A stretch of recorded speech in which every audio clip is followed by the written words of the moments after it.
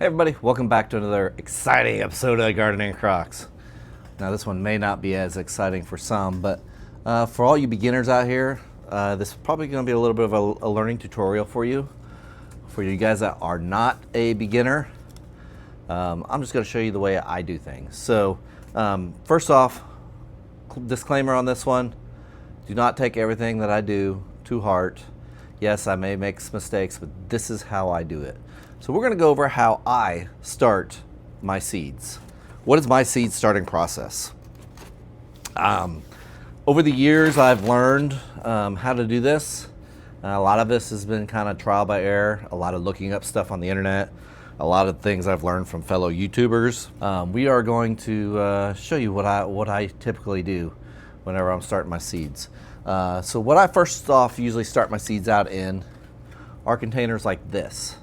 This guy here is a 12 cell tray, and I got a 6 cell tray here. You notice these guys have a hole on the bottom. These guys actually come as a kit. They got a nice little watering tray that you can put on the bottom of it, and they got a humidity dome that you can put on top. Now, I've always used these like this, and it was really neat when my kids were growing up because you could see in there and you could see the little roots and stuff form. Kid Croc really loved that. But since then, I've gotten away from using this tray, watering tray, as a watering tray. I'll show you in a little bit what I mean by that. But I typically take these guys, and I purchased some of these mega heavy duty trays from Greenhouse Mega Store, and then I will typically put 6 of those trays in one tray. Makes it super simple whenever I need to go water.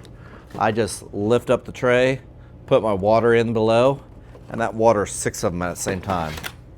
If you're dealing with one of these situations, you're gonna either, once the seeds have sprouted, you're gonna take the humidity dome off, but you're gonna pick up each one and water each one of those. That's gonna take forever. So time is of essence, especially once you see the size of my grow room. Time is of essence when I'm watering down here. I don't want to take too much time to water. I'd rather be doing other things. So the other thing is I do have a couple humidity domes for these that fit right on top of the tray, and I'll show you that here in a little bit. But the bare essentials of what you probably need to get started is some type of container to put your soil in. You do need your soil. I would suggest a seed starting mix or something similar. This right here is something I just been picking up at my local big box store. It's been working pretty good. It is light and fluffy. It does have some, I believe that's perlite in there to keep the soil moist. But it's nice, light and fluffy enough that the seeds can poke through. Tray to put your dirt in, your soil, and of course your seeds. A couple things about the seeds. It doesn't matter really where you get your seeds from. I usually like to support a good, a solid provider that I get my seeds from. Typically I get them from Seeds and Such, Dollar Seeds, and of course Baker Creek Seeds. Baker Creek probably has the best quality of the seeds that I've had. They've always come up. These are from Burpee. This came from the local big box store. This is another El Cheapo packet that cost me less than 50 cents for marigolds. So that's what we're planting today. So once you get your soil, you want to put it into your trays. And when you put it into your tray, you do want to kind of pack it down just ever so slightly so you got enough in there. And typically what I do is I take my finger and dimple a little hole in each one. For these bigger seeds, you will tend to get 1 seed per tray, one seed per slot. Of course, marigold seeds are pretty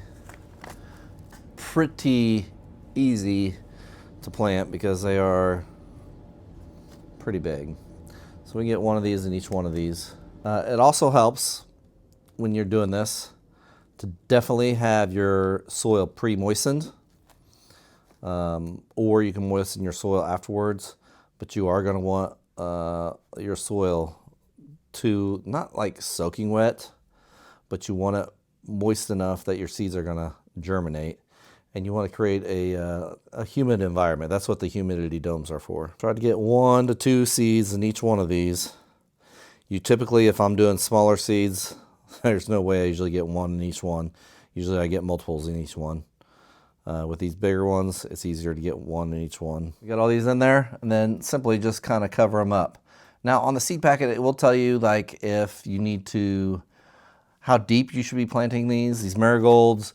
They are 1/4 of an inch in depth. Some seeds you got to pay attention to, like for example, chamomile. With chamomile, you're going to want to take those seeds and just surface sow them, meaning you just press them into the surface ever so slightly. And chamomile also needs light to germinate, so you got to kind of pay attention to that. So here I'm just going to take some extra soil, place it on top. The other thing you want to do when you're planting your seeds is you definitely want to plant according to your last frost date. To figure out your last frost date, just go to almanac.com. There's a place in there where you can put in your zip code, and voila, it'll tell you your last frost date. Mine is April 18th. So you want, where that comes into play is it'll tell you on the seed packet when to plant these seeds. I believe these seeds, usually things are like 4 to 6 weeks, 8 to 10 weeks, 6 to 8 weeks. We're reaching our 8 weeks to our last frost date, so we are getting close. I am erring on the side of I'd rather have bigger plants because I do have room here to have bigger plants, and I can up pot, and I'll show you that here in a little bit. So that's the reason why I usually tend to go from, if it says 8 to 6 weeks, 6 to 8 weeks, I usually tend to go from the 8-week mark. That way I have bigger plants, healthier plants, I'm ready to go quicker in the garden. Sometimes that's not the case. Sometimes you want to wait and not have the healthier plants. Now the other thing you want to do is you definitely want to label your plants. Now typically if I'm planting let's say this is peppers, the next one is tomatoes, the next one are cucumbers, what I typically will do is I will take one of these and mark the 6-cell tray that I'm planting in. This, however, you saw me plant this whole thing in Golden Goliath marigolds. That's what I'm going to put one tag in this whole tray, and that tells me that this whole tray is Golden Goliath marigolds. So there we go. This tray, we'll just need to water it in, and we'll be ready to go. So sometimes, I will tell you, I get lazy, and I'll show you what I do when I get lazy. Or let's take, for example, celery. The seeds on celery are so tiny. What I'll end up doing is I'll take the seeds from the celery and I'll take a tray like this and I'll sprinkle all those seeds in that tray. And after I sprinkle all those seeds in that tray, I usually end up with something like this. Look at that big old hairy mess. But from here, I will take these guys, I'll take them out individually, separate them out, and up pot each one of them. So let's do that real quick with the Cracker Jack marigolds. Take them. Here, let's get you up close. Wildly sprinkle them around. I got 3 containers here. Let's get this one ready to go. Again, just wildly take them and sprinkle them around on top. And then let's just put a little layer of a little dusting on top of that. Do that one for each one. They got 1/4 of an inch or so of covering. And we'll take our 3 labels. For these, I'm doing each one of these separate. Now, doing it this way does make it harder to water. There's no drainage holes on here, so you definitely do not want to overwater these. Pretty much doing it this way is a temporary gig. Once you get them to sprout up like this, which these are 5 to 7 days, you'll take these and you'll separate them out into bigger pots. You gotta pardon my writing there, but write on your tags sideways. Makes it a lot easier. I used to write it like this and separate marigolds. gold, cracker, jack. I don't know why, but it took me up until this year to figure that out. Silly, isn't it? We have these guys all ready to go, all planted. That simple. Let's go over, we'll water them in, and we'll put the humidity domes, and I'll show you what I have set up a little bit for my seed mat, like the heat mats, and different things like that. Okay, I am doing this from my basement with a hose attached to water heater, so I am kind of blessed here with this. What I like to typically do is get the tops of these really good with the mister on here. Using the mister allows me to get them moist without disrupting what I just planted, so that really helps out.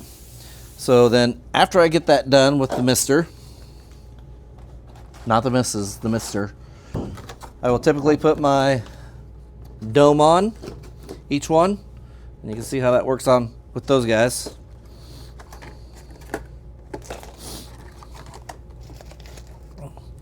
And from there we'll put it onto the shelf. And then I typically do water from the bottom as well a little bit to keep that soil nice and moist. So since these are marigolds, we'll put them on to a heat mat. I do have shelves down here that do not have heat mats on them. Typically, if they do not need a heat mat, I won't put them in a heat mat. But then we'll take the other marigolds, put them on there, and I typically will water from below, and we are ready to go. So in a few days, you'll start getting some sprouts like all those little other flowers popping up. Now they're not all popped up yet, so I'm leaving the humidity dome on there. But you can see what the humidity dome does. It keeps that moisture in. So the light definitely helps out with growing these plants. You don't need to have these lights if you got a south-facing window, but it definitely helps if you got plenty of light for your plants. You don't want them getting real tall and leggy. You can see here, I got a gap down between here. This is pretty close. Up here is pretty close as well. Down here, I got some bigger gaps for some bigger plants. So I got different shelves with different levels of light down here, as you can see. So, and I got plenty of grow space here. Now earlier I mentioned that whenever you plant like this, when you're just going crazy with it and just putting all those seeds in there, doing a nice bulk plant, you'll end up with a bunch of seedlings spread out just nicely together like that. They're, well, not spread out, all bunched together. So what you want to do is you want to do a process called up potting. What up potting is taking them out of here, or taking them out of each one of these cells and giving them a bigger container to pot in, to up pot in. So essentially what you do is you just simply fill this pot up with soil, take your plant out and separate it out. Here's an example of a celery plant. Make sure you try to get as much of the root as you can, and you simply plant it in there. Now on this one I planted 4 in each corner. I'll probably up pot again with these to separate them out, but I just wanted to get them out of this mess and give them some space. So this is also where this greenhouse megastore trays come in handy, because I could stack, I think, what is it, 18 of these in this pot, this size of pot in there. And I do have various size pots. If I'm gonna grow something that's gonna be really big, need a lot of roots, something that grows pretty fast, like my cabbages, I usually plot in here. These are great for tomatoes because they're tall and skinny.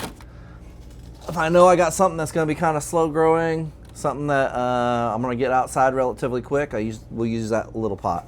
So I do usually typically use three different sizes of pots.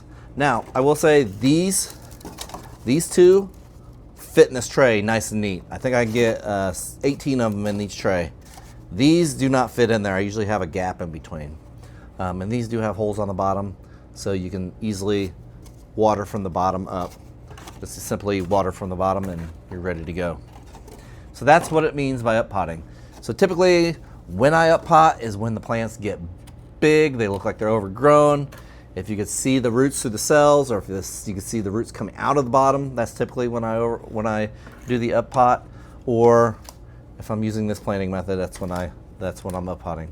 You can also note that if you doing an up pot, Typically, you can tell if it's ready to go. This is a really tiny example, if I can zoom in on it. Up here are the identifiable leaves that you can, those are these are celery leaves. Down here are the first two leaves that happen to pop up. Those are called the, I'm not sure what those are called. They're not the true leaves, but they're the first two sets of leaves that pop up, and then from there you'll get your identifiable leaves or the true leaves to the plant. So you're looking at this, you can definitely tell it's a celery plant. So after I get these guys up potted, I slide them back on the shelf, let them grow. I will fertilize from time to time. I use a organic fertilizer, something with a very low dose. One, I don't want them outgrowing their pots. Two, I don't want to kill them. Too much fertilizer when they're young can definitely kill them. So we're just trying to keep them alive and keep them growing so they're ready for the time when they're ready to be planted outside. Yeah, so that is about it for my process of potting up plants and seed starting. Tell me, what do you guys do different?